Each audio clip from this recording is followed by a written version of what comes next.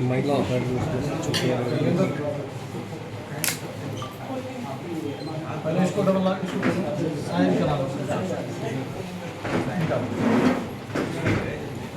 सरकार की महत्वपूर्ण योजनाएं हैं, उनको यथार्थ के धरातल पर लाकर क्रियान्वित करने का प्रयास करूंगा और इसमें जनता, जनप्रतिनिधि और इलेक्ट्रॉनिक और प्रिंट मीडिया और अपने सहयोगी अधिकारियों के सहयोग से सभी योजनाओं को यह प्रयास रहेगा कि उसको यथार्थ के धरातल पर एक अच्छे ढंग से क्रियान्वित किया जा सके।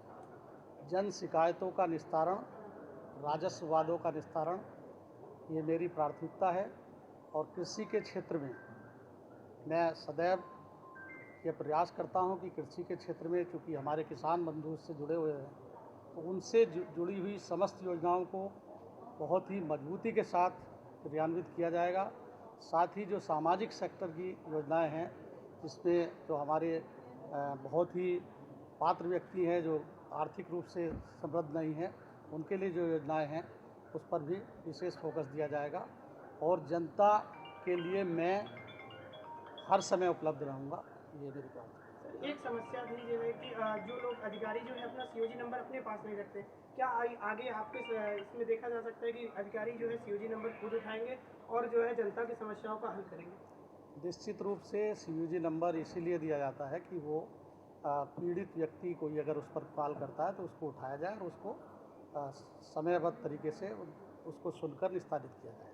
लेकिन कभी कभी ऐसा होता है कि किसी राजस्व के कार्य में, न्यायालय में व्यस्त है या कहीं मीटिंग में व्यस्त है, तो ऐसी स्थिति में वो मोबाइल फ़ोन साइलेंट मोड पे रहता है या किसी को दिया जाता है। लेकिन मेरा सभी अधिकारियों को निर्देशित मेरे स्तर पर रहेगा कि जो शासन की प्राथमिकता है कि सीओजी को उठाएं और उसको रेस्पॉन्ड करें प्रॉपरली।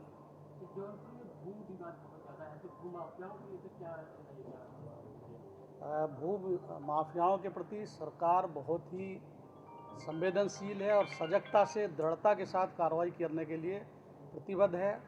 और मैं अन्य जनपदों में जहां पर भी रहा हूं, भूमाफियाओं के खिलाफ शासन के निर्देशों पर बहुत अच्छी कार्रवाई की है और उसको यहाँ बताना उचित नहीं है, आप सब जानते हैं। तो जो भी भूमाफिया होगा, यदि वह चिन्हित होगा तो उस पर दृढ़ से दृढ़ कार्रवाई की जाएगी, कठोर से कठोर। जनपद के लिए मैंने जैसा पहले बताया, सबसे पहले जन शिकायतों का निस्तारण, किसानों की समस्याओं का निस्तारण, राजस्व वादों का निस्तारण और सोशल सेक्टर की जितनी योजनाएं हैं, पेंशन इत्यादि, जिसमें हमारे गरीब और पिछड़े वर्ग के लोग जो आर्थिक रूप से समृद्ध नहीं है उनके लिए योजनाएं हैं, उस पर विशेष। मैं रहने वाला हूं जनपद बिजनौर का, जो विदुर की जन्मभूमि है, महात्मा विदुर की, और इसलिए हमारा जो विचार है वो हमेशा संवेदनशील और सांस्कृतिक विरासत को लेकर आगे काम करने का है और बहुत ही संवेदनशीलता के साथ ठंडे दिमाग से काम करने के लिए प्रतिबद्धता हम जाएंगे। कौन से बैच के अधिकारियों किन किन जिलों में रहेंगे? मैं स्टेट सिविल सर्विस से 97 बैच का हूँ और फिर आईएएस में 2012 बैच मिला है।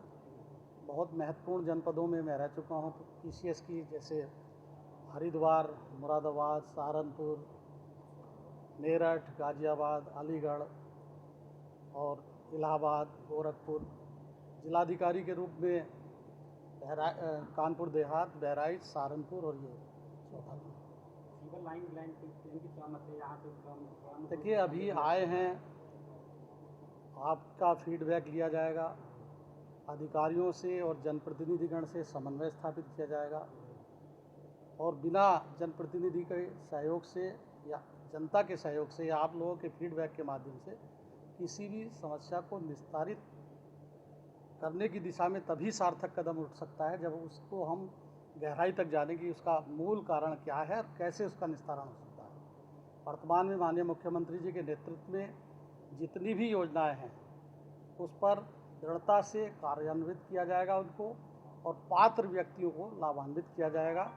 साथ ही सभी अधिकारी जो मुख्यालय पर शासन के निर्देश हैं कि मुख्यालय पर रहें, उसको सुनिश्चित किया जाएगा। यद्यपि मेरे जो पूर्वाधिकारी हैं रविंद्र जी, उन्होंने भी अच्छा काम यहाँ पर किया है और मैं उस कार्य को आगे बढ़ाने की कोशिश करूँगा। ठीक।